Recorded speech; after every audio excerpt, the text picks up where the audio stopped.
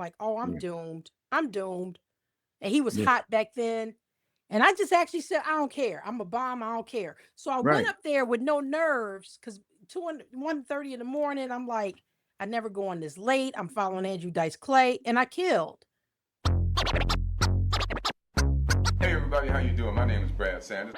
Ready, ready, ready. Ha ha, very funny, mother. And now, ladies and gentlemen,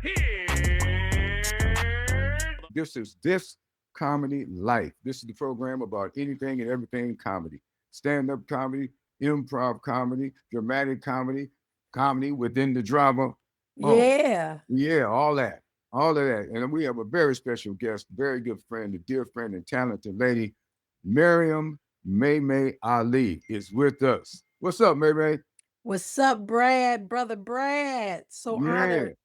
So honored to be here with you. Oh, it's my pleasure. The honor Yes. is all mine.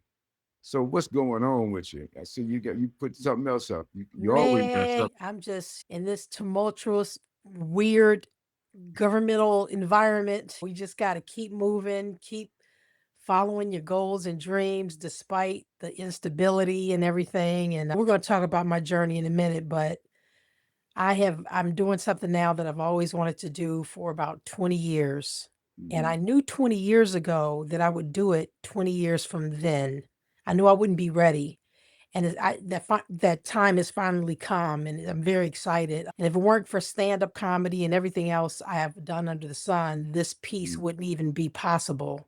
Yeah. But I wrote a one-woman show, a solo performance play 3 years ago, and I've been developing it.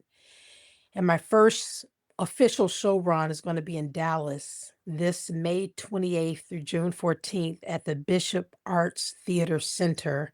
Beautiful, beautiful, multicultural focused theater that's Mhm. led by African American woman, Teresa Coleman Smith, and she's phenomenal. And yeah, I'm excited. I tested the show in Chicago. I produced the show myself at Kennedy King College last April.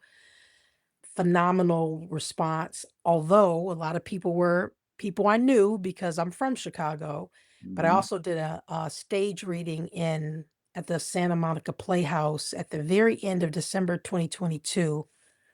And that went very well, even though it was my first time reading it. I Mhm. did surveys. The surveys were high scores, but I did make changes based on the surveys. So that was great. So it's just been just a fun time developing this piece. And Well, it's probably the most work I've ever done in my life doing this kind of show. I hear people talking about putting up one man shows, one woman shows, and stuff like that, and I can just listening to them. I've never done it, but It's just hard. listening to them, it ain't no joke. Yeah. But I'm in love with what I love about how I approach the arts. I'm in love with the process. Yeah. And if you have to like the incremental steps, because when I read my script, I don't even felt like I wrote it because every part you have to be totally zoned in and submerged into that part you're in and don't worry about anything else. And that's Mhm. how you build something. But when you're worried about things, yes, you have to have a vision, of course, but every step needs its own dedication, time, and patience. And that's the only way to build something the right way. Yeah. And so when I started, I knew take your time and do it right. So, but Yeah. yeah, it's not for the weak and it's not for the impatient because like I said, we'll talk about stand up, but stand up gave me the ability to do this, even Right. though it's not a comedy, but the discipline of stand up was very similar to this. Mm. So yeah, I'm excited. Well, I'm glad and excited for you, boy. It's not only challenging the work, but it's challenging the pocketbook. Yeah. Oh yeah. Oh boy. Let's Yeah. don't That's why I've forget had to that one. chunk it a little bit because Yeah, it's you gotta be dead serious if you're gonna do this because you got to come up out your purse, your yeah. pocketbook, your friend's pocketbook, and your GoFundMe's and whatever. Yeah, I actually didn't. I didn't. I went about it. I didn't ask anyone for money. I spent 11 grand to put the show up, Yeah. and within that 11 grand, I got a $3,000 grant And my goal for the show, the first show, just to see how it did, my whole goal was to break even, and I did. I did Okay. $8,000 in ticket sales, and I got a $3,000 grant, and I broke even. So I didn't lose any money Mm-hmm. putting up the test performance. But Right. I'm Yeah. not, as I go on tour, God willing, I'm not going to be using my own money for that. The Oh, whole it's gonna point be is, and at that point, you don't talk about how much money it is. yeah. I'm not going to be using my. I'm not actually producing the show in Dallas. I'm not producing it, so that's a Oh, good okay, okay. thing. Yeah, Oh, that's really great. yeah. Well, you have. I heard somebody. Well, I I heard somebody say. I was gonna say somebody, but I heard Country Wayne say. The Country Wayne skits. These skits is all over the world. He said, "Well, look, if I wanted to make money, I had to spend some of my money first." Exactly. Yeah. Yeah, most definitely. I had to do that. And I don't think I mentioned the title. The title is called Float. And Well, Float. And there are hmm. multiple characters. And basically, it's pivotal moments in my life as a Black Muslim woman in America and how my Mhm. dad kind of raised me to navigate certain situations and how he impacted my how I define myself as a woman and my outlook on life. And I've always heard about how he impacted other people, but yes, he has Mhm. 9 children. So this is the first time people will see Muhammad Ali, the father, Yeah. and actually within the Oh, storyline and how he parented, how he advised, the wisdom he imparted from father to daughter. The whole play, he's not in the whole thing, but he's in a good chunk of it. But yeah, it's something that you haven't seen on documentaries, or you haven't seen because they basically leave his fatherhood out of everything they portray oh on man. television and film. Fatherhood, and he was a great dad. We had 9 kids, and people really don't tap into that, which I'm kind of glad they haven't, because I can be able to do that, You and were it right. could be something fresh and new. Well, you gave me a tip about a documentary that was made about him, and you said it was the best one ever made. And you ain't never lied. It's the best one I've seen. Hmm. They go into the kid. They got you as a little baby in your daddy's arms and playing with you, and how he had all his kids know each other from whatever woman that he was married to. He is a dad. Yeah. I'm trying to lead you into it so you can describe this video and tell me the name of it, because it is. I forgot the name of when I bought it. It was when you told me about it. I went out and got it. I found it, and you said Hmm. it was the best thing about him ever made, and it is. Billy Crystal's in it. I mean, a lot of different things from Kentucky to the Olympics to the world. And it was really something. Are you talking about the 4 or 3 part PBS series? No, this Uh, is a DVD I bought. Oh, okay. Oh, there's so many of them. Oh, But wow. this one, yeah, I didn't think about it until just now. Otherwise, I would have had it with me Yeah, it's a to lot show. of them.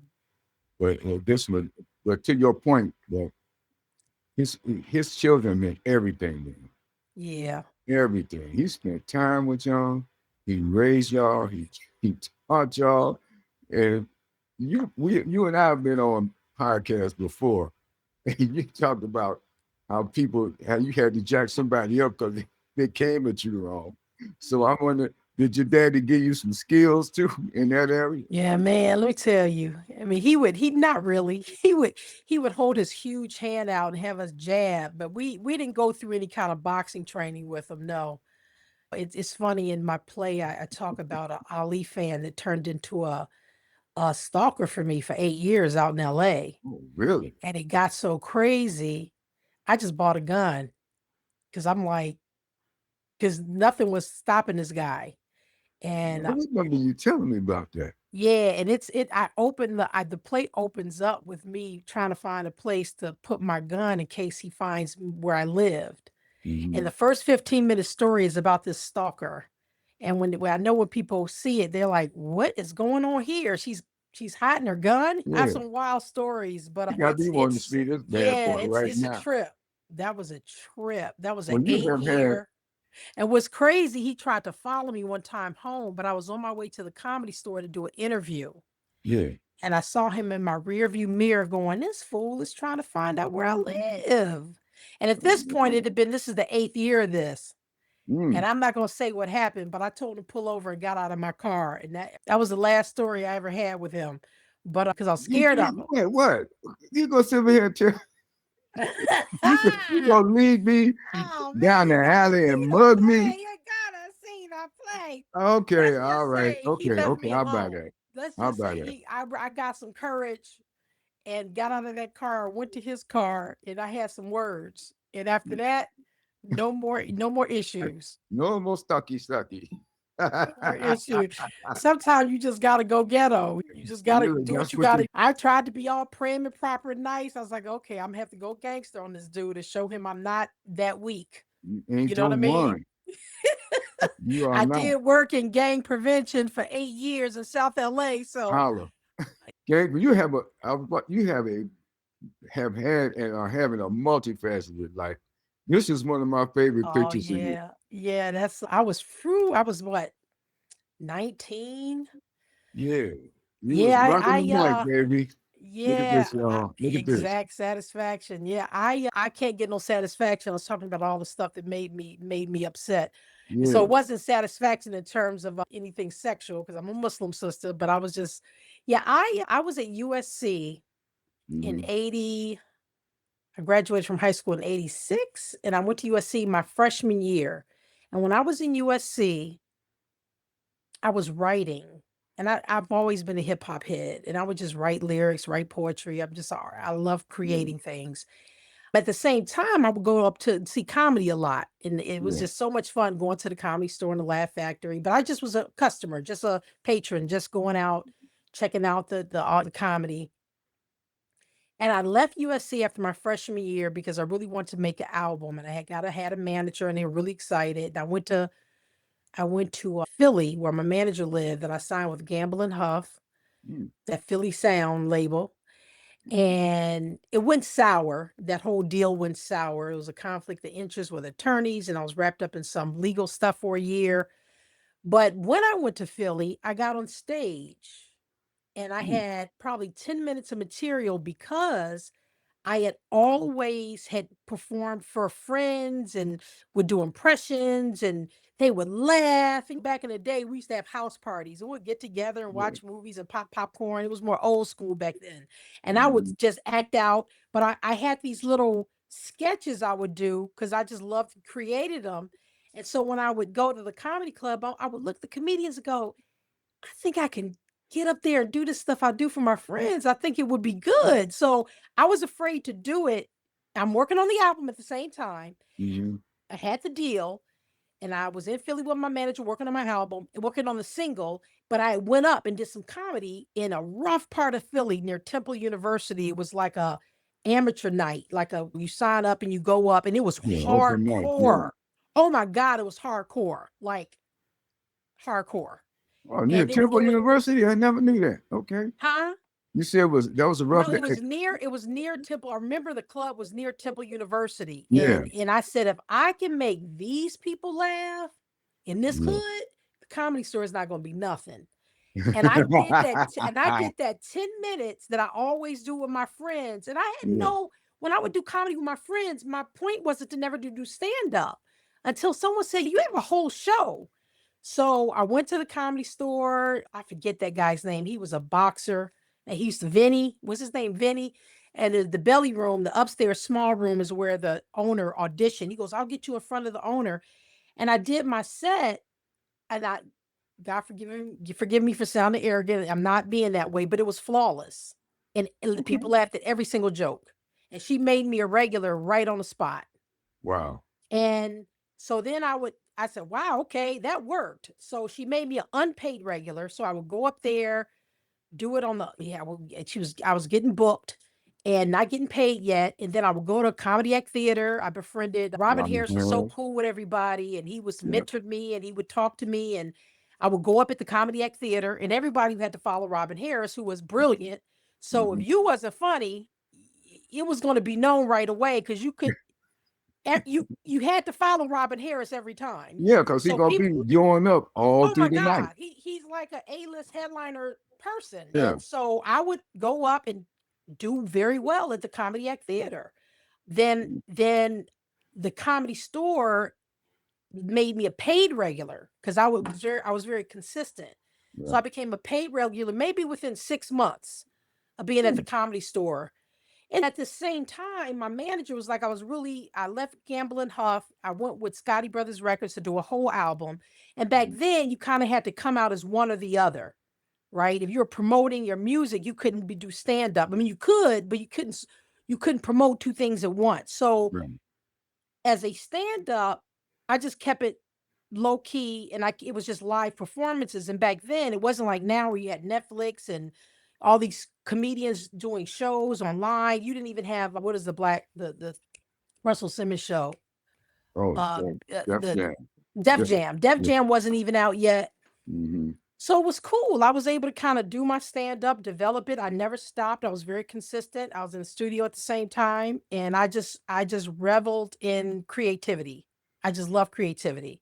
Mm. And the reason why I left, and then I did the album. The reason why I left both, and I left music first, is because honestly, and I say this with all honesty, when I was in music, I watched my dad be a positive impact and role model for young people and people in general. Mm-hmm. And I love that about him. And I wanted to, I loved the creative arts, but I wanted to use the arts in that same capacity, right? Right.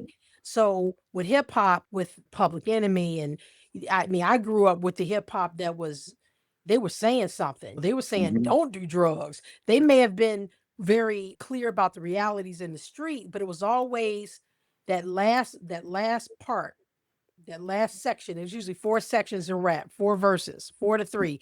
And it was always a message of we got to be better.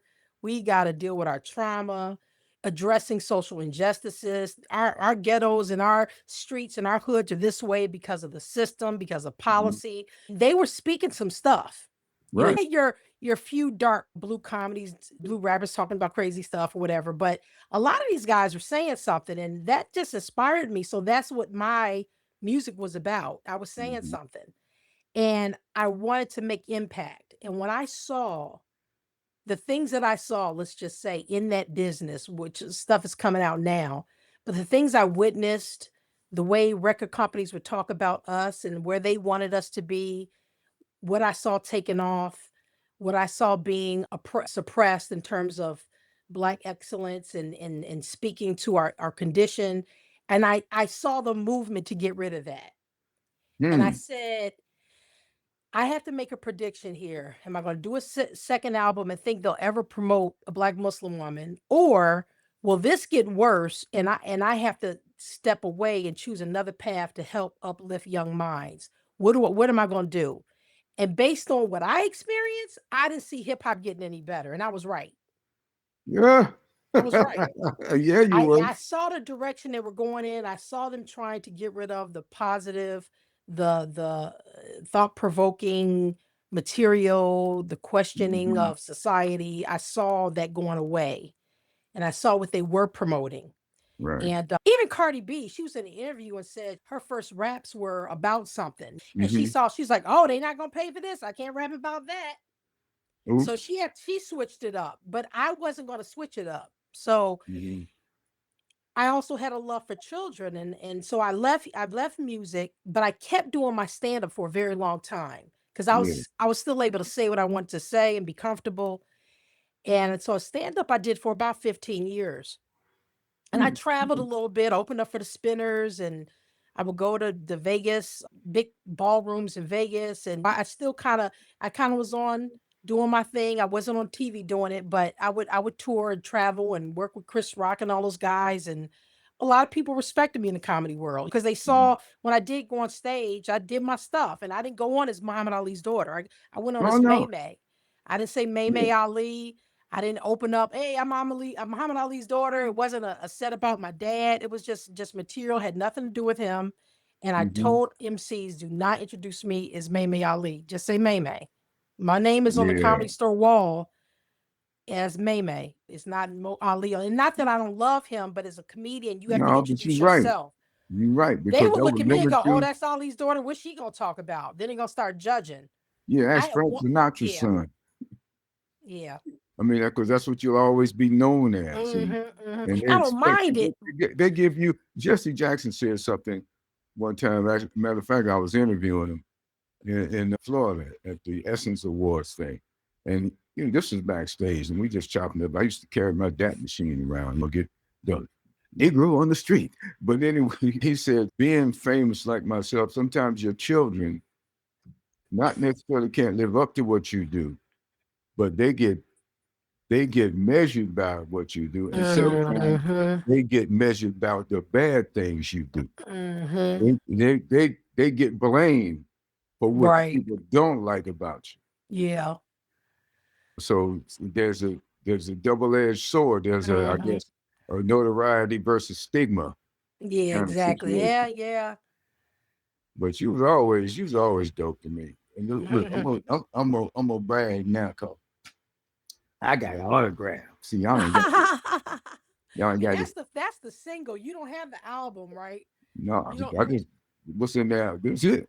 That's the single. That This was says to Brad, you need to give me this single. I don't know what you mean by that. I don't. Well, that's weird. I'm Maybe trying to read your writing. maybe that's a typo. Look, this is Oh, I know what handwritten. it was. I didn't have a copy of that, Oh, and I said you need to give it to me. you just gave it to me. What you talking about? Oh, I gave that to you. No. Oh, you mean? Oh no, I bought this one. Exactly. I said you need to give it to me, meaning let me have it, because I don't Oh think my I don't God. think I had a You copy see, of it. that didn't even compute. Let you have it. I didn't Exactly. that didn't even get close enough to bounce off my head. That's funny. Yeah, I was just looking at this today, and I thought that was weird because what year was this? This was this a long time ago. No, I did that in 80 and something. It was 80 something. Maybe you bought it later than 80 something, but I did it in 80 something. I bought it when I knew you, and I bought it. You did some stuff with It's Your World, didn't you?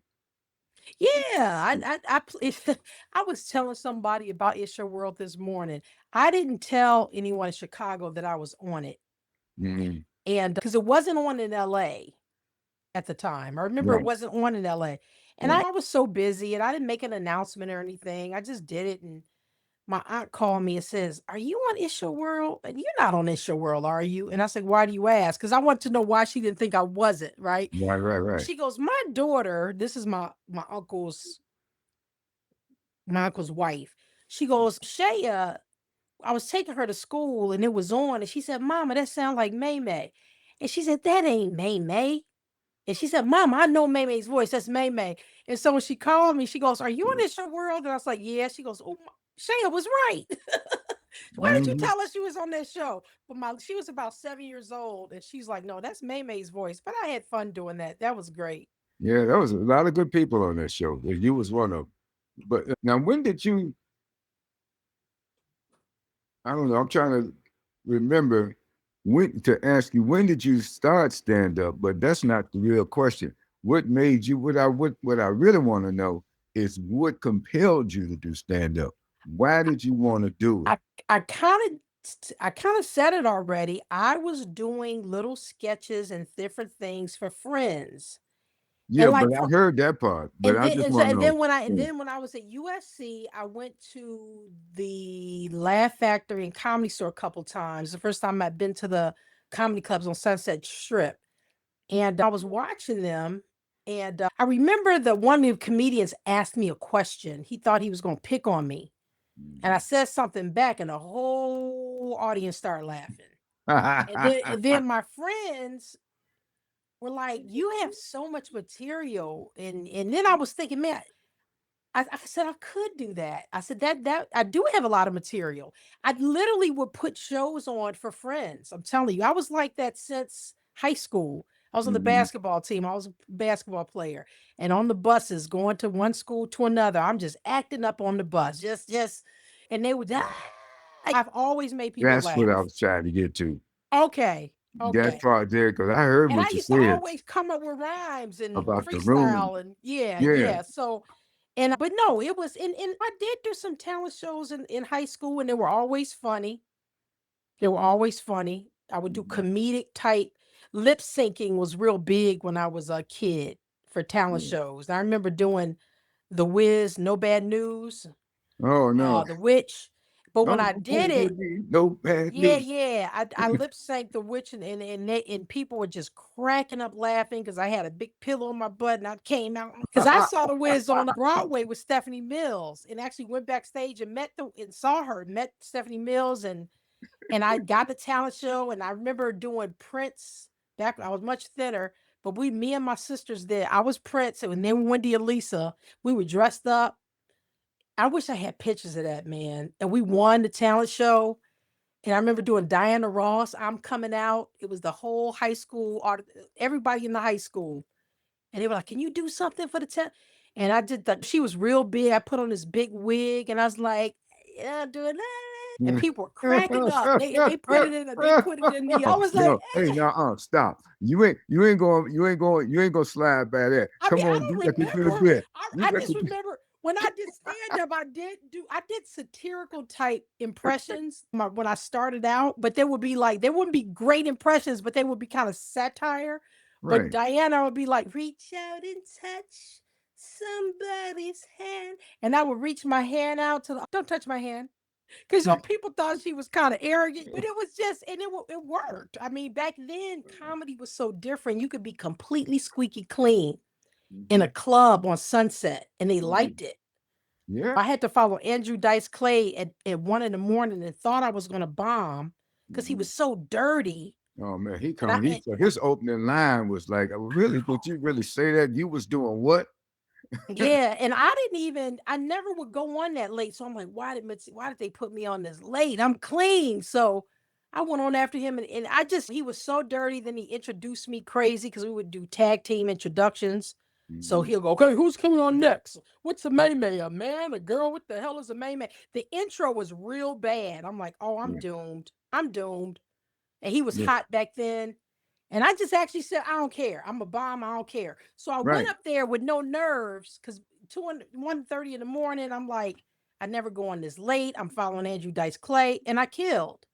And I was like, dang, wow. Because I thought that was going to be a bomb night. You were the aperitif. They've been getting pork sausage and ham all night. Yeah. You were the refresher in this meal.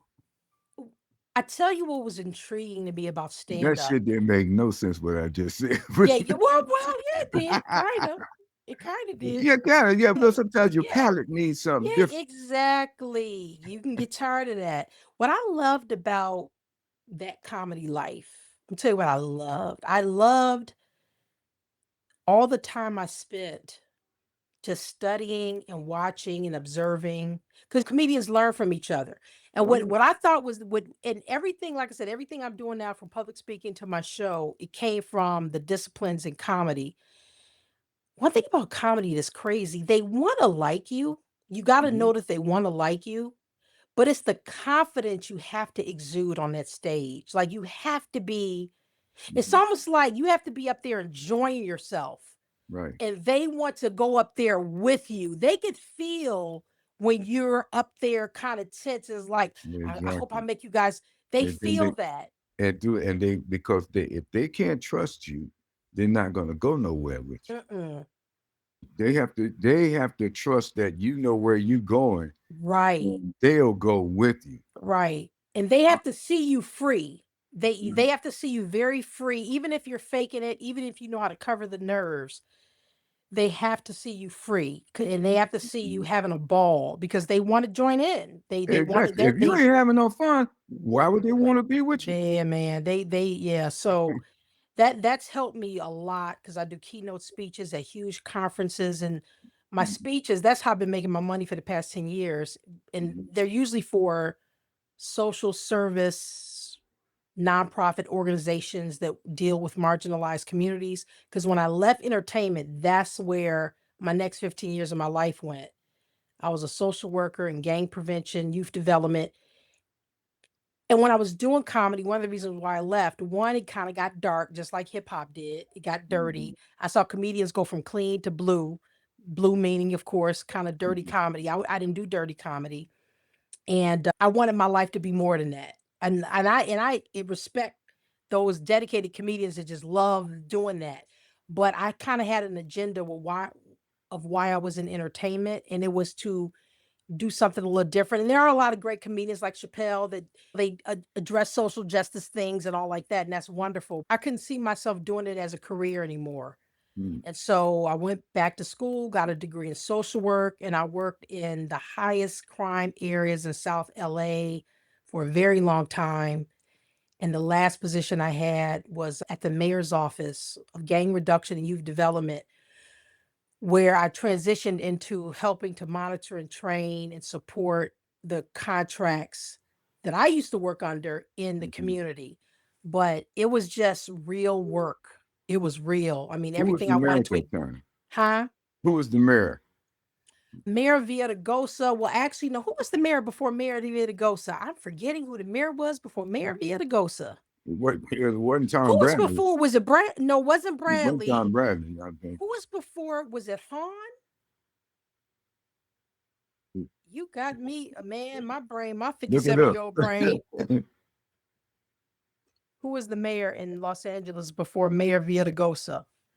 I'm embarrassed. I can't remember. See, don't be. I know I worked James Hahn. I was right. Han.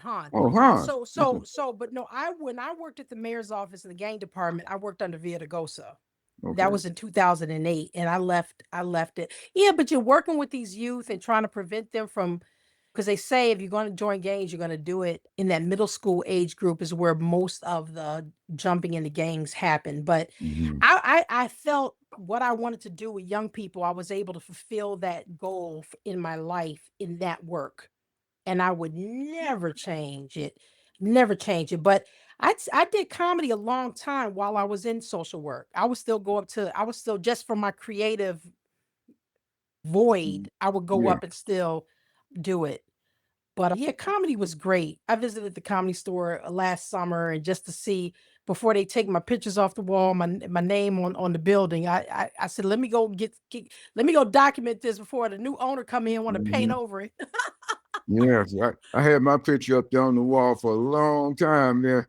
I took my daughter and her cousin, and we took a picture in front of it. The next time I Yeah. went there, it was gone. Oh, So really? you did it Yeah, right. man. I was like, they still got me. I'm like, "But if they do, that's fine. I have my history documented. I did Yeah. videos and all that stuff. Brad, they may have put it somewhere else. Maybe so. They Maybe move so. pictures around. But I tell you, the picture I made was my headshot was taken in Chicago. I And bet when I go back to LA, I'm gonna look for it because okay, they moved my picture. They moved it around to a different spot. yeah. It says 2 spots, but they did move it. So I'm gonna see if I can find you. And I didn't have no professional Hollywood headshot. Yeah. My friend Evelyn Johnson took my headshot in front of the panel wall in her parents' den. And I,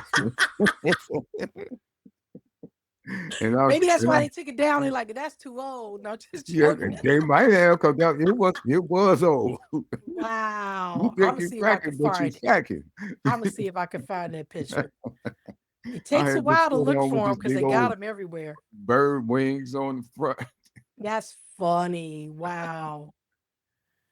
That's crazy. Yeah, so tell us about the play. I mean, we talked about it briefly, but I want people to know about it. So give the dates, get your plug in, because I'm Yeah. gonna get mine in. I'm selling. Oh, hoodies. yeah. This comedy life. Yeah, Wow. I got hoodies. You got hoodies. Yeah, if you really want to get Jaheto, get you some of these fabulous slides. Oh, wow. I'm going to get you. Look, let me show you. So I'm going to order those. Look at what I'm wearing. Oh yeah, you got the So same I don't thing have, without I this. got to get, I'll order them today. I'll order them today. I'm glad you showed me because I can't wear no hoodie with hot flashes, child. I'm too old for that. Boy, it pays the ass. That's nice. I'll trade those out for the ones I have. Yeah, I mean the first of all, I'll do this. If you go to Mhm. www.maryumali.com, that's MARYUMALI.com. Yeah. And you can see what I've been up to public speaking wise and The play is up there. My Okay, children's book I Maryum, wrote did you say about. Ali too? Just Maryum? Okay, you MaryumAli.com. did. I Yeah. want to make sure because you had talked about that. No, that was Yeah. just for stand up. That was Oh, okay. just Yeah. Mary Ali. MaryumAli.com. Yeah, and like I said, the play is I'm having a 10-show run in Dallas, Texas, May 28th to June 14th of this year. Okay. And without giving the stories away,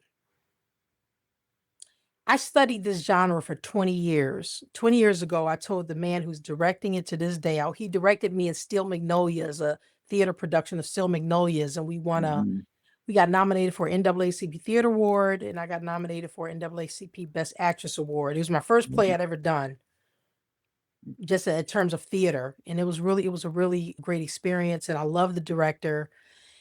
And 20 years later, I said, Jamal, I'm ready to do this. His name is Jamal McNeil. He's a great acting coach. Was he directing? He directing what are you doing now? He's directing. I asked him 20 No, years ago, Jamal would he do McNeil. it? And he was still around. And he said, yes, we've been friends.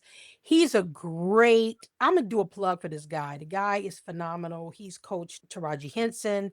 He coached Octavia Spencer when she did The What? Help and she won the What? Oscar. This man is bad. Oh, when Look you up say Jamal. somebody bad, you talking about No, he's bad. bad. And I'm telling you what's so cool about him. He's reasonable. He works with all different kind of actors, comedians. He will work with you on audition and Zoom and make sure that your audition tape is right to submit.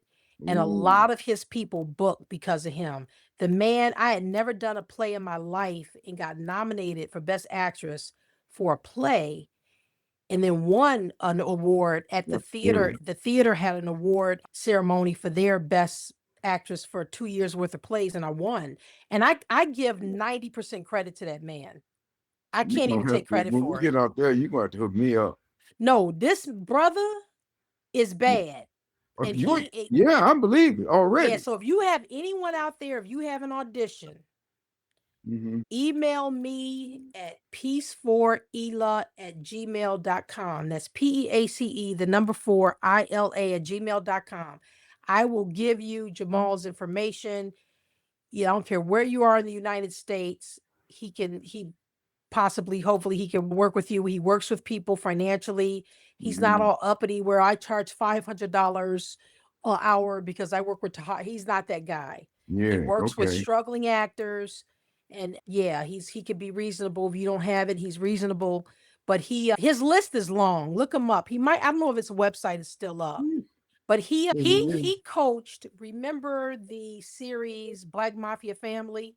Yeah. The guy Little Meech, he played his father who was a gangster, but he had no Okay. acting experience. He coached Little Meech and a lot of the other actors on that show for him to be able to lead that show, and he had no acting experience. Wow. I mean, his list is long. I'm Yeah, naming he just a probably hand. does better with I'm people just who. naming a handful. He coached Mary J. Blige in the film.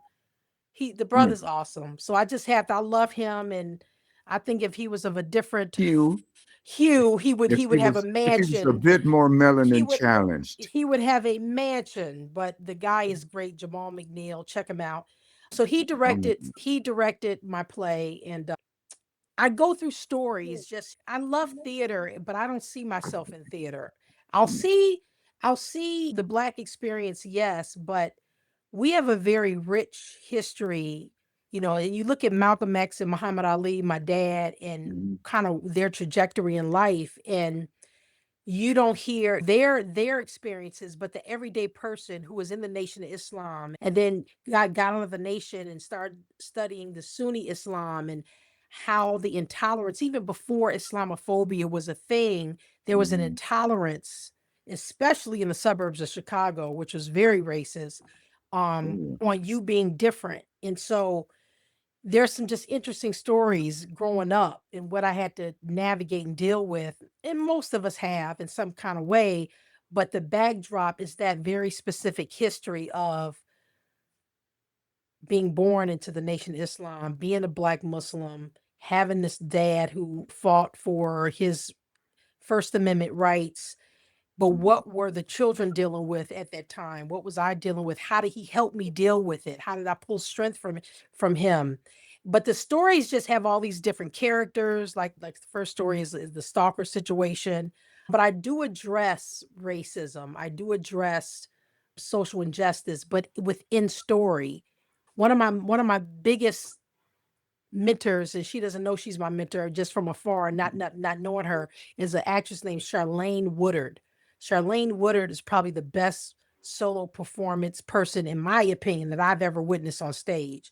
This Black woman can get on stage with nothing but some overalls and a chair and make you see everything she's talking about. I saw her at the Mark Tay perform in LA. It was like, oh my God. It was like watching a movie and you was watching one person. And so I have Say a her couple name of again. Charlene Woodard. You can't find her stuff. One thing about a one-person show, if it's you don't want to stream it, you don't want to sell it unless you retire it, because that kind of show, the only way you make your money is live. You don't want to sell it, because if you want to do it again, it's up online somewhere. So you're not going to, you might find bits and pieces, but you're not going to find her entire. And she's an award-winning. She won the Tony. She was an Ain't Misbehaving back in the, I think, 70s, and won the Tony for her performance. Also love John Leguizamo. John Leguizamo's, his one-person shows were Broadway shows, and I kind of took from everything that I liked about those shows, everything I didn't like, and put mine together. So in mine, you're going to hear background music on certain emotional parts. You're going to see some images in the back projected behind me, the things that I'm talking about. I have this very interesting story of me and my father going to this diner when I was 15 years old. And what went down in that diner was mind blowing. Oh my God. You better give me It was crazy. well, send me But I send can't me a tell ticket. you. I I can't know tell you you. can't tell me. I got to buy the ticket for that. And it's my favorite story in the whole play. What we experienced in that diner on that night is my favorite story in the whole play. It had grown men crying. They were coming up to me after the Really? play going, I've never cried in no play before. Wow. And that was a real touching. And then I flashed back to history maybe 3 times. I talk about why I got into hip hop and why I left. I don't talk about comedy because I didn't have enough time. It's already a 90-minute show. But I talk about why I left entertainment and how I wouldn't objectify myself as a woman and strip down. And I go, that whole experience made me think about this woman named Sarki Bartman that got exploited and paraded around Europe in freak shows for people to look at her big Black body. And yeah, it's deep. But and when I go back to her, if I go back to history, I only do it for 3 minutes tops, because one thing about the one person genre that I find that works is the stories have to be short. You got to keep it moving. So you're going to hear like maybe 20 different stories that have 30 different characters, and it's all personal experiences. But you'll go to one story, then you go to another. So the biggest compliment that I've gotten is I was never bored. And with a one-person show, if you cannot bore them, you've already won. That's the challenge. That is the challenge, because and they're like, I was never bored. I was wondering how you were going to keep me for 90 minutes. I was wondering how that was going to work, because you're not seeing one story. You're seeing many stories with many. And I changed my voice. People say you turn into your father. You turn into him. People like, it's like we were Well, you watching him. came out of him. You might. I look like him and I can you sound cheating. like him, but Yeah. I play white boys. I play older women with breathing problems. That's where the comedy comes in. I have a teacher who could half I breathe. don't know why old women with breathing problems made me laugh, but it's just the Look, I'm an overweight white security guard, because I grew up with so many different nationalities. I could in switch my voice Chicago. like that. They got everything in Yeah. Chicago. And then Chicago. and I talk about what I did leave hip hop. So I have stories of elementary, middle, and high school. In the elementary story, I'm on the phone with my father telling him about how kids are trying to bully me, but I'm beating them up. Yeah, good They're luck with bullying that. me, but I'm taking care of it. And so it's a whole, and I actually have audio of me and my dad talking about that. It was a real conversation. Yeah. So yeah, I talk about 9/11 and how my family as Muslims dealt with the impact of the hate against Muslims. Mhm. Yeah, it's a lot of stuff. It's a lot, but we'll see. We'll see what Yeah. happens. But Yeah. yeah, float. It'd be great. And if it comes to your city, you can say you heard about it already. But if you have friends in Dallas, tell them to go to my website. Now I'm gonna put up the link today to the because their tickets are on sale now. But yeah, it's an opportunity to tell a different story, to have representation of us. We're not a monolith. We're all different. We have different backgrounds, religions, Hmm. and you don't hear these kind of stories in theater. So Yeah. it's You sure something don't. new. People come to this and go, "Wow, we never heard that before." I get bored with so much on television, especially the rom-coms and all that. Everything is about white culture, Yeah. which that's fine. But I want to see my people, and sometimes you have to go find them. You got to hunt them up. But you can find Maryum Ali in Float, the one woman played by Maryum Ali in May. Be on the lookout for it. You'll hear about it here as often as I can, and it's going to be great. Just as wonderful and engaging as she is as a conversationalist, you ain't seen nothing yet. You got to go experience this lady. You're gonna have an experience when you see this woman perform. Thank You you. know it already. Look at that face. Look at that. You know it already. I just, I'm 57 years old and I said 20 years ago I wanted to do this and I said I'm in the gym and I lift weights and I walk and try to stay as healthy as possible, but entertainment in many ways is for young folks because you got to have stamina, you got to be so Yeah. I am in training to even get more shape to do 10 shows, but this is Yes, the ma'am. time if I don't do it now. So my dream and my goal is to be able to perform this piece in the next 5 to 7 years and actually tour with it. This show is going to be the litmus test for me to see if it's consistently good. Yeah. Because being good in front of your family and friends in your hometown is one thing.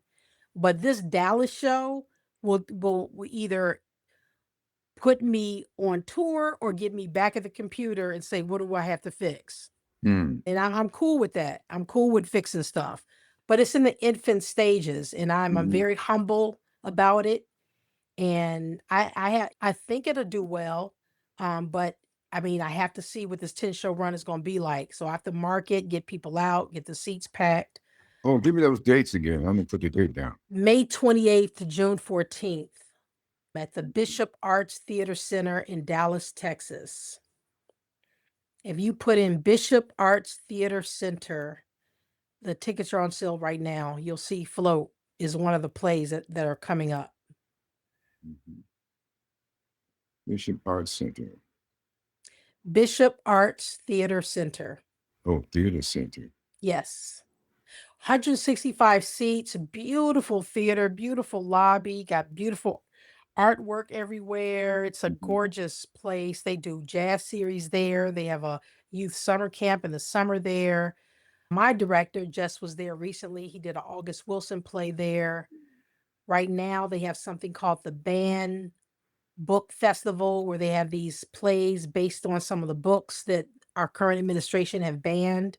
Mhm. Very socially conscious theater. And the lady heard about my play, and I had Zoomed with her and I sent her the script and she loved it. She's like, I want this play.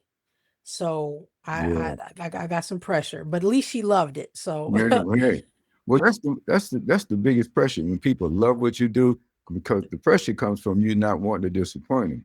yeah. Yeah, but you won't. Yep. They're gonna Yep. be happy and glad to see you almost as much as I am.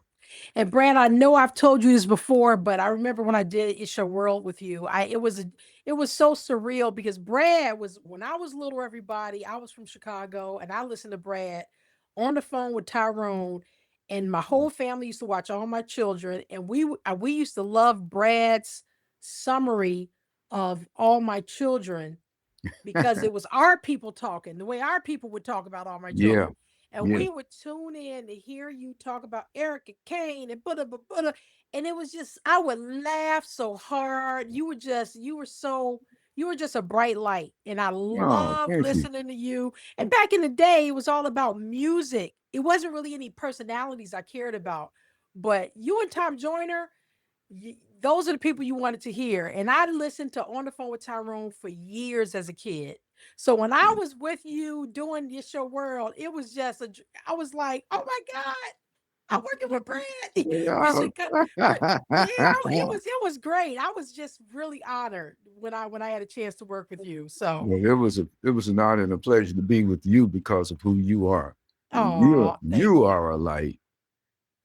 Yeah. Oh yeah. And I love you. God bless you, babe. Yeah, Good for you. Thank you so much for being on This Comedy Life thank you. and for sharing life and light on the Cool. world that you inhabit.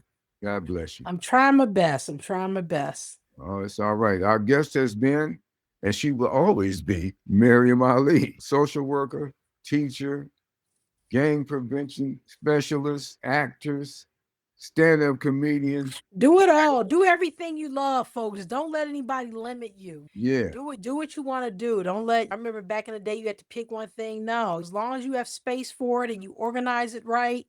I'm a creative at heart. I love creativity. It's always been in my life, but I also had a passion for working with community. So don't limit yourself. Just organize it. Organize it the way you need to organize it. Oh, on the Organize show. it.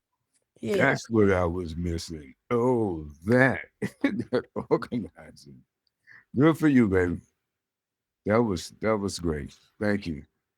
And on Instagram, I'm May Ali Official if you want to follow me. Mamie Ali official. Okay. Thank you for Well, sharing. God bless you. see you, Brad. Thank you. My pleasure. You're welcome. Thank you.